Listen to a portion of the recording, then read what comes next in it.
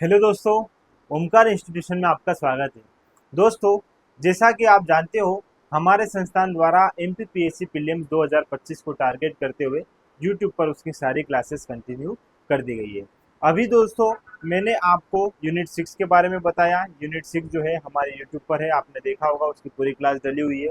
इसके साथ साथ दोस्तों यूनिट फर्स्ट भी जो है, जिसमें भारत का इतिहास, जो संकल्पना एवं विचार वाला कॉन्सेप्ट है, वो भी मैंने अच्छे से बताया है और पूरा सिलेबस वहाँ पर हमने अच्छे से डिस्कस किया है। इसके साथ साथ यूनिट 8, जिसमें मध्य प्रदेश का करंट अफेयर्स व राष्ट्रीय एवं अंतर्राष्ट्रीय घटनाक्रम दोनों पूछे जाएंगे, उसकी क्लास भी यूट्यूब पर रहती है दोस्तों। तो 3 इकाई जो है हमारी अभी हाल ही में चल रही है यूट्यूब पर एमपीपीएससी प्रीलिम्स 2025 को टारगेट करते हुए। लेकिन आज की जो हमारी क्लास रहेगी दोस्तों, इसमें मैं इंट्रोडक्शन दूंगा यूनिट 4 का।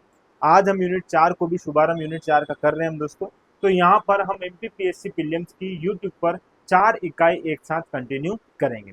इसके साथ साथ दोस्तों, आपको मैंने एक बार पहले भी बताया है, फिर एक बार बता देना चाहूंगा। 15 नवंबर 2024 से हमारे संस्थान द्वारा एमपीपीएससी प्रीलिम्स 2025 को टारगेट करते हुए प्रीलिम्स की जो है बैच प्रारंभ हो रही है।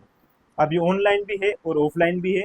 ऑफलाइन अगर आप इसके बारे में जानकारी लेना चाहते हो तो ये हमारे फ़ोन नंबर है, आप इस पर कॉल कर दीजिए और आप यहाँ से जानकारी ले सकते हो। इसके साथ साथ ऑनलाइन अगर आप क्लास से जुड़ते हो दोस्तों, तो मात्र 999 रुपये में 999 में आपको एमपीपीएससी प्रीलिम्स की पूरी प्रिपरेशन करवाई जाएगी दोस्तों, 2025 को टारगेट करते हुए।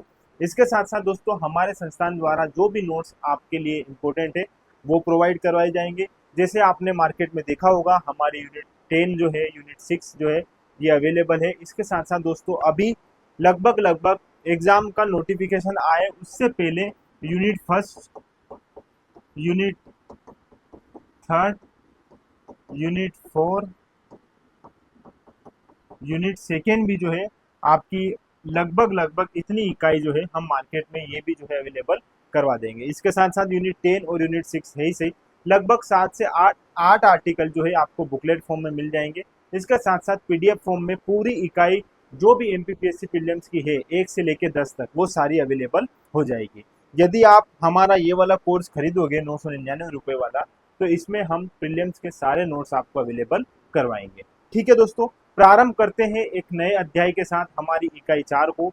और दोस्तों, स्वागत है आपका एक बार फिर से हमारी इस समग्रता सीरीज में, जिसमें हम एमपीपीएससी प्रीलिम्स को बेहतर तरीके से क्या करेंगे, डिस्कस करेंगे। दोस्तों, यूनिट 4 आपने देखा होगा, मध्य प्रदेश का भूगोल।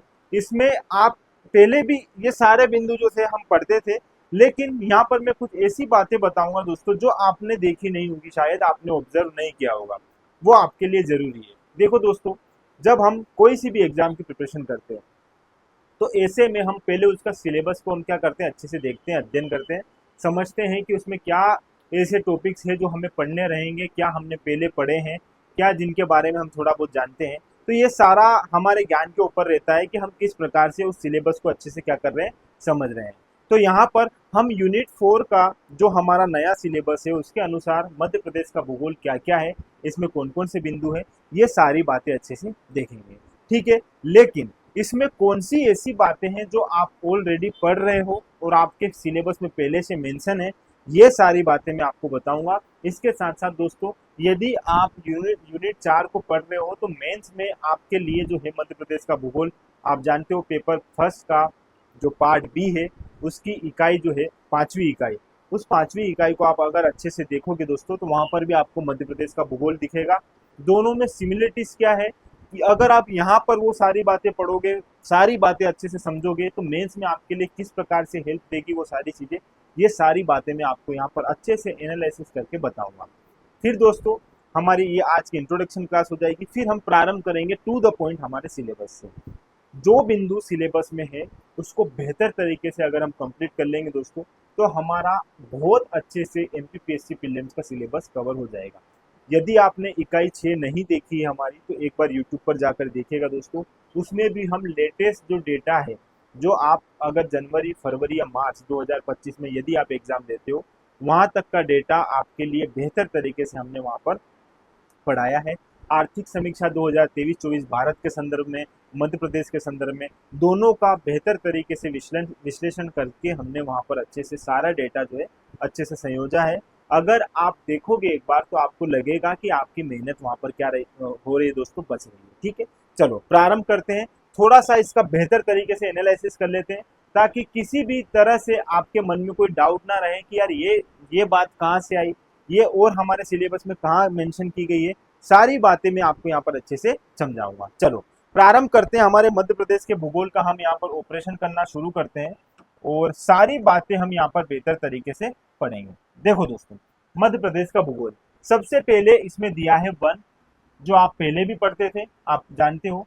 वनोपज, नदियां, पहाड़ियां और पठार, ये टॉपिक जो है आप पहले भी रेडी करते थे दोस्तों, और मध्य प्रदेश के संदर्भ में अब आपको यहाँ पर मेंशन कर दिया है, तो आपको इसको फिर से रेडी करना रहेगा। इसके साथ साथ सेकेंड बिंदु है हमारा जलवायु, जिसमें हम ऋतुएं, तापमान और वर्षा पढ़ते थे। यहाँ पर भी वो सारी बातें दी गई। इसी प्रकार प्राकृतिक संसाधन, जिसमें मिट्टियां, प्रमुख खनिज एवं संसाधन दिए गए हैं। प्रमुख फसलें, जल संसाधन, सिंचाई और सिंचाई परियोजना, ये टॉपिक भी आप पहले रेडी करते थे। इसके साथ साथ ऊर्जा के पारंपरिक और गैर पारंपरिक स्रोत, पहले दोस्तों हम इसको पर्यावरण के संदर्भ में पढ़ते थे कि नवीकरणीय ऊर्जा, अनवीकरणीय ऊर्जा, यदि आपको थोड़ा सा मोटा मोटा याद हो, यूनिट 7 हुआ करती थी, उसमें हम इसको देखते थे अच्छे से। ठीक है, तो ये यहाँ पर ऐड कर दिया गया है। और मध्य प्रदेश के प्रमुख उद्योग तथा उसके बाद जनसंख्या, जिसमें जनसंख्या वृद्धि, वितरण, घनत्व एवं नगरीकरण, ये कुछ बिंदु जो है इकाई 4 में जोड़े गए। अब मैं आपको यहाँ पर एक इस इकाई की बहुत अच्छी विशेषता बताता हूँ दोस्तों। जो आप यहाँ पर देख रहे हो, इसका लगभग लगभग 50 से 60% आप इसी बार जो है, जो नया सिलेबस चेंज हुआ है उसमें कवर करोगे। कहाँ पर करोगे दोस्तों? यूनिट 6 में। मैं बस यही बात आपसे कहना चाह रहा हूँ, अगर आप अच्छे से एनालिसिस करोगे इस बात का। पहले हम प्रीलिम्स की इन 2 इकाई का अच्छे से कंपेयर करते हैं, फिर मैं आपको बताऊंगा कि इस इकाई 4 में ऐसा विशेष है क्या। ऐसा कुछ भी नहीं है दोस्तों इसमें, बस आपके लिए एक नई इकाई बनाई गई है जिसमें ये सारा टॉपिक दे दिया गया है। इकाई 6 अगर आप देखोगे उठाकर, तो उसमें ये सारे आयाम जो है लगभग लगभग 50 से 60% कवर हो जाएगा। तो आपको डरने की आवश्यकता नहीं है। लगभग आप अगर 10 इकाई समझ रहे हो एमपीपीएससी प्रीलिम्स में, तो आपकी एक इकाई तो ये एक दूसरे में क्या है, पूरी तरीके से समाहित है। देखो बताता हूँ कैसे। फिर मैं इसका मेंस से भी कंपेयर करूंगा कि मेंस में भी ये जो आप बिंदु पढ़ोगे, इनको वहां पर भी किस प्रकार आपको पढ़ना रहेगा, कैसे समझना रहेगा। चलो देखो दोस्तों, पूरी बात आपको समझ में आई, ये आपने अच्छे से सिलेबस समझा है। अगर मैं इकाई 6 की बात करूं, ये है मध्य प्रदेश की प्रीलिम्स की ही इकाई 6, जिसको हम यहाँ पर देख रहे हैं। अब इस इकाई 6 में दोस्तों सबसे पहले आप यहाँ पर देखोगे मध्य प्रदेश की जनसंख्या, ये वाला टॉपिक आप यहाँ पर देख रहे हो, मध्य प्रदेश की जनसंख्या। अगर आप यहाँ पर मध्य प्रदेश की जनसंख्या देख रहे हो, तो क्या यहाँ पर आप इकाई 4 में जनसंख्या नहीं देख रहे हो, जिसमें वितरण, घनत्व एवं जनसंख्या वृद्धि? तो ये वाला सेगमेंट आपका दोनों जगह है कि नहीं दोस्तों? जो भी चीजें दोनों जगह है, मैं आपको यहाँ पर रेट करके बताऊंगा। आपको 50 से 60% इसका एरिया कवर होता हुआ दिखेगा। तो क्या हम यूनिट 4 में जो जनसंख्या वृद्धि पढ़ेंगे मध्य प्रदेश के संदर्भ में, क्या वो हम इकाई 6 में मध्य प्रदेश के संदर्भ में नहीं पढ़ेंगे? यहाँ पर मध्य प्रदेश की जनसंख्या सीधा मेंशन किया हुआ है, तो दोनों जगह एक ही बात हो गई है ना। तो यहाँ पर आपका अगर दोनों के संदर्भ में भी देखो, तो आपका एक टॉपिक जो है आपको एक ही बार पढ़ना पड़ेगा। दोनों जगह दिए हुए, आपको एक बार इसको कंप्लीट करना रहेगा। फिर इकाई 6 में दोस्तों थोड़ा सा और आगे बढ़ोगे, तो यहाँ पर आपको दिखेगा मध्य प्रदेश में कृषि। अब ये मध्य प्रदेश में कृषि तो है, लेकिन हम कृषि में पढ़ते क्या है दोस्तों? प्रमुख रूप से हमारी फसलें पढ़ते हैं कि कौन कौन सी मध्य प्रदेश की फसलें, किस फसल में मध्य प्रदेश का प्रथम स्थान है, दूसरा स्थान है, उत्पादन कितना रहा, कौन सी रबी की फसल, खरीफ की फसल, सारी बातें आप जानते हो। कृषि का सीधा संबंध फसल से है। अब यहाँ पर अगर इकाई 4 में आप देखोगे दोस्तों, तो यहाँ पर प्रमुख फसलें करके एक टॉपिक दिया हुआ है, ये वाला। तो क्या ये टॉपिक यहाँ पर कंप्लीट नहीं हो रहा है? प्रमुख फसलें, मध्य प्रदेश की प्रमुख फसलें और मध्य प्रदेश की कृषि, दोनों बात तो एक ही है, पढ़ना तो पूरा ही पड़ेगा ना दोस्तों। तो यहाँ पर ये वाला सेगमेंट भी क्या हो रहा है, पूरा पूरा कंप्लीट हो रहा है। अगर यहाँ पर प्रमुख फसलें दी है, तो यहाँ पर क्या दिया गया है दोस्तों? मध्य प्रदेश में कृषि। देखो ये यहाँ पर क्या दिया गया है, मध्य प्रदेश में कृषि, हुआ ये वाला सेगमेंट भी कंप्लीट। फिर उसके बाद ये क्या पूछ रहा है, मध्य प्रदेश में कृषि के बाद मध्य प्रदेश में उद्योग। ये एक और सेगमेंट आपका यहाँ पर मिल रहा है कि मध्य प्रदेश में उद्योग। अगर आप इकाई 4 में जाकर देखोगे, तो आपको सीधा सीधा एक बड़ा सा टॉपिक मिलेगा जिसका नाम है मध्य प्रदेश के प्रमुख उद्योग। तो क्या ये बात भी यहाँ पर अच्छे से कंप्लीट फॉलो नहीं हो रही है? कि जो आप यहाँ पर पढ़ोगे वही आपको वहां पर भी पढ़ना है। ये भी मध्य प्रदेश के संदर्भ में है दोस्तों, और ये भी मध्य प्रदेश के संदर्भ में है कि मध्य प्रदेश के उद्योग, दोनों बात कंप्लीट हो रही है। दोनों जगह एक समान आप देख पा रहे होंगे कि मध्य प्रदेश में कृषि वाला टॉपिक यहाँ पर भी है, 6 में भी, इकाई 6 में भी है और इकाई 4 में भी है। मध्य प्रदेश के उद्योग यहाँ पर भी है, मध्य प्रदेश के उद्योग वहां पर भी है। अगर इसी प्रकार मध्य प्रदेश की जनसंख्या की भी मैं बात करूंगा तो मध्य प्रदेश की जनसंख्या भी क्या है दोस्तों, यहाँ पर है। तो यहाँ पर इतने सारे बिंदु आपको सीधे सीधे समझ में आए, इतनी बात तो आपको समझ में आई। देखो अब यहाँ पर जल संसाधन आप देख रहे हो दोस्तों, ठीक है, और जल संसाधन के बाद आप सिंचाई एवं सिंचाई परियोजना, ये वाला पूरा सेगमेंट देख रहे हो, जल संसाधन, सिंचाई एवं सिंचाई परियोजना। इसको मैं समझाता हूं दोस्तों। यहाँ पर आप एक पूरा पढ़ोगे कि मध्य प्रदेश में कृषि, उद्योग, एमएसएमई एवं अधोसंरचना का विकास। दोस्तों अधोसंरचना में क्या क्या आता है? अधोसंरचना में आपकी जितनी भी सारा सेगमेंट जो रहता है, अगर आप पहले, अगर मैं ये एक हमारी जो पुस्तक है इसके बारे में पहले बता देता हूँ।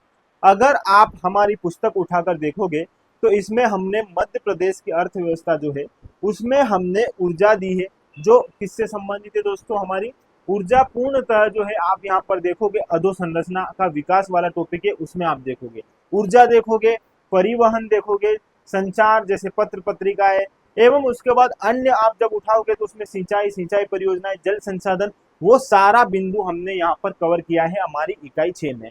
तो यदि आप यहाँ पर ये वाला टॉपिक देखोगे इकाई 6 के संदर्भ में कि अधोसंरचना का विकास, तो अधोसंरचना में आप पाओगे दोस्तों ऊर्जा, और ऊर्जा में भी आप देखोगे नवीकरणीय ऊर्जा और गैर नवीकरणीय ऊर्जा, अनवीकरणीय ऊर्जा, या आप देखोगे परंपरागत या गैर परंपरागत ऊर्जा। तो ये वाला टॉपिक आप अधोसंरचना के विकास में कवर करते हो। इसके साथ साथ दोस्तों परिवहन वाला कॉन्सेप्ट जो है वो भी यहीं पर कंप्लीट होता है। उसके साथ साथ दोस्तों सिंचाई वाला जो सेगमेंट है वो भी यहीं पर कंप्लीट होगा। और ऊर्जा में आप जब अनवीकरणीय ऊर्जा पढ़ते हो ना, तो उसमें आप विद्युत परियोजनाएं जितनी रहती है वो सारी आप यहाँ पर अच्छे से कंप्लीट करते हो इकाई 6 में। यदि आपने हमारी पुस्तक नहीं देखी है तो एक बार उसको जाकर बस देख लेना, ताकि आपको पता चल जाएगा कि अधोसंरचना के विकास में पढ़ना क्या क्या होता है। अधोसंरचना आप जानते हो दोस्तों। तो यहाँ पर ये मैं बात इसलिए बोल रहा हूँ कि देखो आपने यहाँ पर क्या देखा दोस्तों, ऊर्जा अधोसंरचना में, और ऊर्जा में क्या क्या आता है, नवीकरणीय ऊर्जा और अनवीकरणीय ऊर्जा, या परंपरागत ऊर्जा या गैर परंपरागत ऊर्जा। यदि आप इकाई 4 में आकर देखोगे तो आपको सीधा सीधा एक टॉपिक मिलेगा जो दिया गया है ऊर्जा के पारंपरिक और गैर पारंपरिक स्रोत। ये आपने यहाँ पर सीधा सीधा पढ़ा है। और यहाँ पर इकाई 6 में जब आप देखोगे ना दोस्तों अधोसंरचना वाला टॉपिक, तो अधोसंरचना जो है इसको आप यहाँ पर इस हिसाब से कंप्लीट करोगे तो आपका ये बिंदु भी, अगर इकाई 6 को कंप्लीट करोगे तो ये साथ में आपका कंप्लीट हो जाएगा। आपका ये वाला सेगमेंट भी गया। थोड़ी देर पहले मैंने अधोसंरचना में बोला दोस्तों कि जल संसाधन, सिंचाई और सिंचाई परियोजनाएं, पूरा सेगमेंट जो है अधोसंरचना के अंतर्गत ही आता है। हम वहां पर भी उसको कंप्लीट करेंगे और हम यहाँ पर भी इसको क्या करेंगे दोस्तों, कंप्लीट करेंगे। तो ये हमारा पूरा टॉपिक जो है दोस्तों यहाँ पर क्या हो जाएगा, कंप्लीट हो जाएगा। आप इतना सारा सेगमेंट जो है देख रहे हो, अगर आप इतना तो समझ पा रहे होंगे कि 50% तो यहाँ पर लगभग 50 से 60% एरिया तो आपका क्या हो गया यहाँ पर दोस्तों, यूनिट 6 के माध्यम से ही कवर हो गया है। आपने यूनिट 6 की ये सारी बातें देख ही ली है। इन सब में दोस्तों सारी बातें जो है जिसको हमने अभी यहाँ पर चर्चा की है, ये कुछ बिंदु जो हमने यहाँ पर देखे, ये बिंदु पूरी तरीके से किसको कवर कर रहे हैं यहाँ पर, इकाई 4 को, मध्य प्रदेश के भूगोल को। और हम जो है मध्य प्रदेश का भूगोल शुरू करेंगे दोस्तों। इसलिए मैं आज आपको पूरा यहाँ पर बता रहा हूँ कि एमपी का जो भूगोल है जिसमें इकाई 4 दी गई है वो इतना बड़ा ज्यादा सिलेबस नहीं है, उसको बेहतर तरीके से हम बड़े इत्मीनान से कंप्लीट कर सकते हैं। आई होप आपको ये इतनी बात समझ में आ रही होगी कि हाँ ये इतना सारा सेगमेंट जो है लगभग किससे कंप्लीट हो रहा है, इकाई 6 से कंप्लीट हो रहा है। ठीक है, चलो या तो यहाँ कंप्लीट कर लो तो इकाई 6 में आप उसको अच्छे से कंप्लीट कर पाओगे, और वहां अगर कंप्लीट कर रहे हो तो यहाँ पर अच्छे से कंप्लीट हो जाएगा। बात तो एक ही है, बस ये है कि आपको घबराना नहीं है कि यार दो इकाई है और 2 इकाई में मुझे ये भी पढ़ना है ये भी पढ़ना है। उसको समान मानो, 50 से 60% आपका एरिया कवर हो गया है। बाकी का जो ये 3 बिंदु बच रहा है इनके बारे में मैं आपको चर्चा करके बताता हूँ। दोस्तों जलवायु में भी इतना ज्यादा नहीं पढ़ना है, जिसमें केवल ऋतुएं, तापमान और वर्षा है। आप जानते हो सबसे अधिक वर्षा, सबसे अधिक पूर्व, पश्चिम, उत्तर, दक्षिण कहाँ पर है, किस प्रकार से होती है, कौन से प्रकार की वर्षा, तापमान, ऋतु है कितनी होती है, सारी बातें आप जानते हो। इतना बड़ा सेगमेंट नहीं है। वनोपज, नदियां। नदियां थोड़ा बड़ा टॉपिक है, इसको अच्छे से समझना होगा, लेकिन आप हर बार एग्जाम में नदियां पढ़ के जाते ही हो, तो आपके लिए इतना बड़ा चुनौती वाला ये भी जो है बिंदु नहीं है। तो ये भी बिल्कुल कंप्लीट हो जाएगा। पहाड़ियां और पठार इतनी ज्यादा मध्य प्रदेश में है नहीं, मुश्किल से 8-10 पहाड़ियां और पठार के नाम आपको याद रखना है, उनकी ऊंचाई याद रखना है, किस क्षेत्र में आते हैं, बस इतनी सारी बातें याद रखनी होती है। ये कंप्लीट हो जाएगा। जलवायु मैंने बता दिया। प्राकृतिक संसाधन में मिट्टियां एवं खनिज संसाधन, ये एक बड़ा टॉपिक है जिसको हम अच्छे से कंप्लीट कर लेंगे। तो यहाँ पर आपकी इकाई 4 पूरी समग्रता के साथ कंप्लीट हो जाएगी और आपको डबल मेहनत भी नहीं करनी पड़ेगी। अगर यहाँ पर आपने बेहतर तरीके से कर लिया तो इकाई 6 में हेल्प हो जाएगी, या आपने पहले ही इकाई 6 को अच्छे से कंप्लीट कर लिया है तो आपकी इकाई 4 में फिर ज्यादा विशेष कुछ बचता नहीं है। इतनी बात आई होप आपको अच्छे से समझ में आई होगी। ठीक है, चलो थोड़ा सा इसी बिंदु को अगर मैं मेंस के पॉइंट ऑफ व्यू से देखूं, जो हमारी इकाई 4 है, ये पूरी तरीके से किस प्रकार जो है हमारी इकाई, हमारा जो एमपीपीएससी प्रीलिम्स का जो मेंस का जो पेपर फर्स्ट है, उसका पार्ट बी जो है, उसकी इकाई 5 को किस प्रकार से ये जो है ओवरलैप करती है, समझते हैं। देखो दोस्तों, ये है हमारा मेंस का पेपर। ठीक है, आप जानते हो मेंस का पहला पेपर रहता है, उसमें पार्ट ए भी रहता है और पार्ट बी भी रहता है। पार्ट ए में हम हिस्ट्री समझते हैं, जिसमें भारत का इतिहास थोड़ा देखते हैं, थोड़ा मध्य प्रदेश का इतिहास देख लेते हैं। इसी प्रकार पार्ट बी में जब आते हैं तो हम भारत का भूगोल देख लेते हैं और थोड़ा सा यहाँ पर हम मध्य प्रदेश का भूगोल देखते हैं। मध्य प्रदेश का भूगोल केवल इकाई 5 में ही देखते हैं, पहली, दूसरी, तीसरी, चौथी। जो पहली, दूसरी, तीसरी है, ये तो भारत के संदर्भ में पूरी जो है हमारी ज्योग्राफी है। चौथी वाली जो इकाई है, इसमें आपदा से संबंधित है, और ये 5वीं वाली इकाई जो है, अब इसको हम अच्छे से यहाँ पर क्या करते हैं दोस्तों, समझते हैं। देखो कितनी सारी बिंदु जो है यहाँ पर हमारे कंप्लीट होंगे, आप यहाँ पर अच्छे से इसको समझना। देखो दोस्तों, ये है मध्य प्रदेश का भूगोल। ठीक है, ये खंड ब में आता है, पहले प्रश्न पत्र के खंड ब में, जिसमें भी एमपी का अगर स्पेशली देखोगे तो इकाई 5 में, पहली, दूसरी, तीसरी, चौथी में एमपी का ज्योग्राफी नहीं पूछा है, केवल 5वीं में पूछा है। ठीक है, 5 इकाई होती है, ये आप जानते हो। चलो देखो, इसमें आप बहुत सारी ऐसी चीजें यहाँ देख रहे हैं जो आपकी सीधे सीधे वहां पर मिलेगी। देखो यहाँ पर मालवा का पठार, मध्य भारत का पठार, ये जो भू आकृतिक प्रदेश है, इनको आप अच्छे से क्या करते हो, देखते हो, इनके बारे में आपको एक बेसिक सी जानकारी है भी से। अगर मैं सीधे सीधे फैक्चुअली बात करूं तो यहाँ पर आया है, देखो, प्रमुख नदियां और उनकी सहायक नदियां। आपने थोड़ी देर पहले यहाँ पर देखा था कि मध्य प्रदेश की जो नदियां हैं, इनके बारे में आपको पढ़ना है। ठीक है, फिर आपने यहाँ पहाड़िया और पठार देखा था, तो पठार में वही सारी चीजें जो वहां पर भू आकृतिक प्रदेश लिखा हुआ है, ये पूरा सेगमेंट जो है आपका मेंस का, जिसमें भू आकृतिक प्रदेश लिखा हुआ है, ये पूरा पठार वाली बात को कवर करता है। यहाँ पर आप देख रहे हैं दोस्तों, प्रमुख भू आकृतिक विभाग, जिसमें मालवा का पठार आया है ना, पठार, मध्य भारत का पठार, बुंदेलखंड का पठार, विंध्याचल श्रेणी, बघेलखंड का पठार, नर्मदा सोन घाटी और सतपुड़ा श्रेणी, ये वाला पूरा सेगमेंट जो है ना दोस्तों, ये आपका यहाँ पर कंप्लीट हो रहा है इस पठार वाले बात से। कौन सा? ये पहला टॉपिक है, पहाड़िया और पठार। तो ये पहाड़िया और पठार वाली पूरी बात और नदियां, ये दोनों सेगमेंट आपको सीधे सीधे यहाँ पर मिल जाएंगे। देखो कहाँ पर, ये पहला और दूसरा बिंदु जो इसका दिया हुआ है, ये पहला बिंदु पूरा कंप्लीट हो रहा है पठार के माध्यम से, दूसरा पूरा कंप्लीट हो रहा है दोस्तों नदियों के मामले में। तीसरा मैंने अभी थोड़ी देर पहले बताया था, जलवायु, जिसमें ऋतु है, तापमान एवं वर्षा, एज इट इज आपको कहाँ मिलेगा, प्रीलिम्स में। इसी प्रकार से आप पूरा देखोगे, जलवायु जिसमें ऋतु है, तापमान और वर्षा, ये पूरी बात समझ में आई दोस्तों। एज इट इज आपको कहाँ पर मिल रही है, ये मेंस के पेपर में भी आपको मिलेगा। तो ये वाला टॉपिक भी पूरा पूरा यहाँ पर कंप्लीट हो रहा है। पहला ये भी प्रीलिम्स का बिंदु है, ये भी प्रीलिम्स का, ये भी प्रीलिम्स का।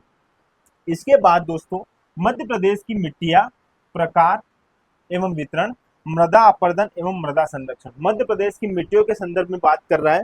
तो आप अगर यहाँ पर फिर से देखोगे तो यहाँ पर मध्य प्रदेश की मिट्टियां आपको मिल जाएगी दोस्तों, ये रही मध्य प्रदेश की मिट्टियां एवं प्रमुख खनिज संसाधन वाला टॉपिक जो है।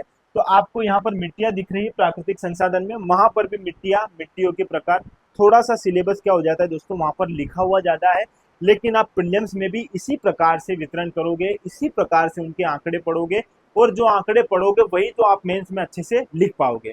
तो आपके लिए ये भी ऐसा नहीं है कि यहाँ पर कुछ आपको स्पेशली अलग से पढ़ना पड़ेगा, जो आपको मेंस में अलग प्रकार, टाइप्स ये सारे लिखने रहेंगे। बस एक शैली विकसित करनी होगी दोस्तों, जो मैं आपको करवाऊंगा। जब हम मेंस पर डिस्कस करेंगे हर बात जो है बेहतर तरीके से मैं आपको वहां पर कंप्लीट करवाऊंगा। किस प्रकार से 2 नंबर में, किस प्रकार से 7 नंबर में, 10 नंबर में किस प्रकार से हमें आंसर लिखने हैं, वो सारी बातें हम वहां पर डिस्कस करेंगे।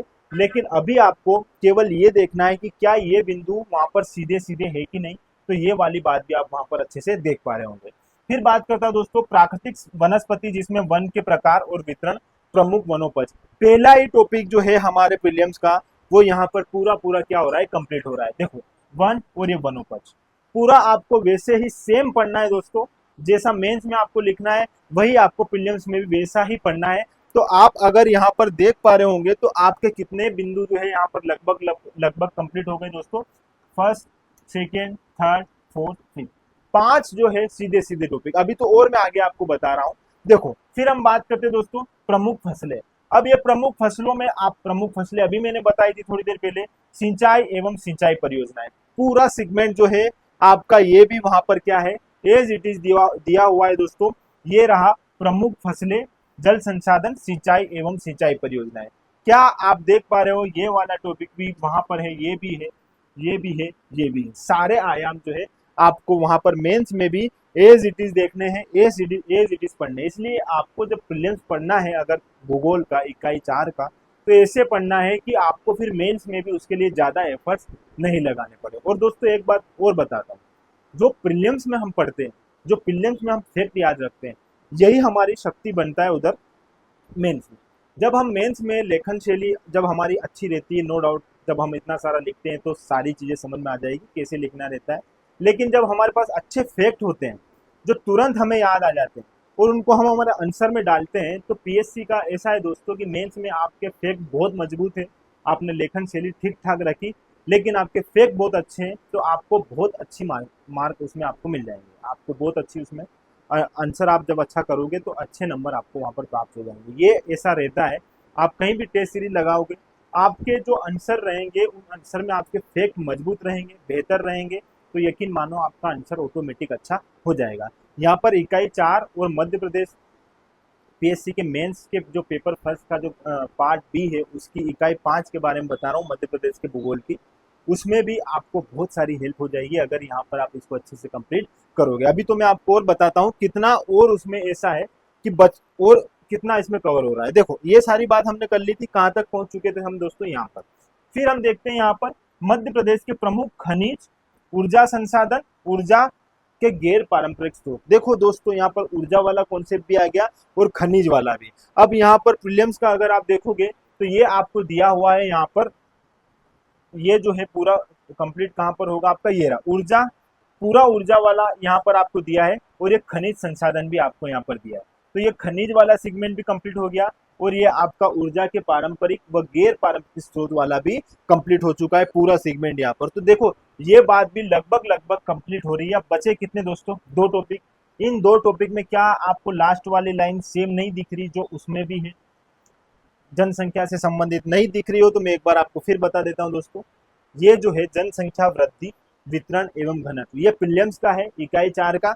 और यदि आप मेंस में आओगे दोस्तों पेपर फर्स्ट के पार्ट बी में और इकाई 5 में, तो वहां पर भी एज इट इज आपको लास्ट वाली लाइन भी मिल रही है। ठीक है, बचा ये वाला बिंदु। तो प्रमुख उद्योग, लघु एवं कुटीर उद्योग। प्रमुख उद्योग में सारे आपके कुटीर उद्योग, लघु एवं कुटीर उद्योग सारे पढ़ने रहेंगे आपको किसमें दोस्तों, प्रमुख उद्योग में। और मध्य प्रदेश के प्रमुख उद्योग करके इसका एक तो टॉपिक ये दिया हुआ है ही सही।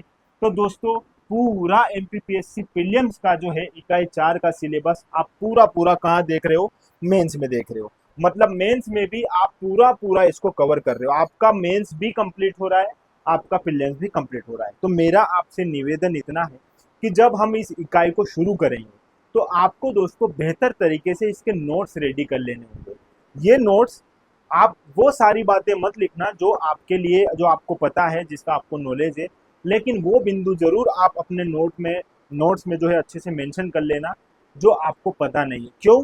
क्योंकि दोस्तों मेंस में आपकी बहुत ज़्यादा हेल्प हो जाएगी आपकी इस क्लास से। इस क्लास में मैं पूरा जो है एमपी का ज्योग्राफी बहुत बेहतर तरीके से कंप्लीट करवाऊंगा। बड़े इत्मीनान से, बेसिक से सारे कॉन्सेप्ट लेकर अच्छे से चलेंगे। तो आज की इस कक्षा में मेरा आपको ये सारा बताने का एकमात्र इंटेंशन यही था कि यहाँ से आप एक इकाई कंप्लीट नहीं करोगे, आप यहाँ पर इकाई 4 के साथ साथ एमपीपीएससी प्रीलिम्स की इकाई 4 के साथ साथ इकाई 6 का भी लगभग अच्छा एरिया जो है कवर कर लोगे।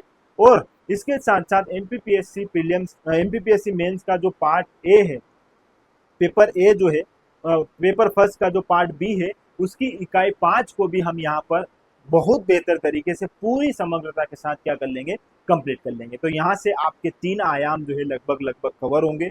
इसलिए आप बेहतर तरीके से यहाँ पर इस क्लास को समझने का प्रयास करना। तो दोस्तों, आज की हमारी ये क्लास इंट्रोडक्शन क्लास थी, जिसमें हमने एमपीपीएससी प्रीलिम्स की इकाई 4 को समझा है। इसके साथ साथ इकाई 6 को भी हमने देखा है, और मेंस का जो पेपर फर्स्ट है उसका पार्ट बी है, और उसकी पार्ट बी की इकाई 5 जो है मध्य प्रदेश के भूगोल की, उसको भी बेहतर तरीके से हमने यहाँ पर समझ लिया है। किस प्रकार से हमें आगे हमारी तैयारी रखनी होगी, किस प्रकार से हम बेहतर तरीके से कंप्लीट करेंगे सारे आयाम, इस पर हम चर्चा करेंगे हमारी अगली कक्षा में। और हमारा पहला टॉपिक है हमारे सिलेबस का, उससे हम शुरुआत करेंगे हमारी इस कक्षा का, जिसका नाम है मध्य प्रदेश के प्रमुख वन। ठीक है दोस्तों, बहुत बेहतर तरीके से हमारी क्लास होगी। एक बार फिर मैं आपको कहना चाहूँगा, यूट्यूब पर इसके साथ साथ इतिहास जो है, यूनिट फर्स्ट जो है, उसकी क्लास भी शुरू कर दी गई है। अगर आपने इकाई 6 का नहीं देखा है तो इकाई 6 भी देख लीजिएगा, वो भी क्लास चल रही है। और एमपीपीएससी प्रीलिम्स की इकाई 8, जिसमें मध्य प्रदेश का करंट अफेयर्स है, मध्य प्रदेश के करंट अफेयर्स के साथ साथ राष्ट्रीय एवं अंतर्राष्ट्रीय घटनाक्रम जो है, वो भी मैं क्लास रेगुलर ले रहा हूँ यूट्यूब पर। तो आप वहाँ पर जुड़कर आपकी तैयारी को अच्छे से संचालित कर सकते हो। तो इस प्रकार दोस्तों, हमसे जुड़े रहिएगा, और जुड़े रहने के लिए आपका बहुत बहुत धन्यवाद। Thank you.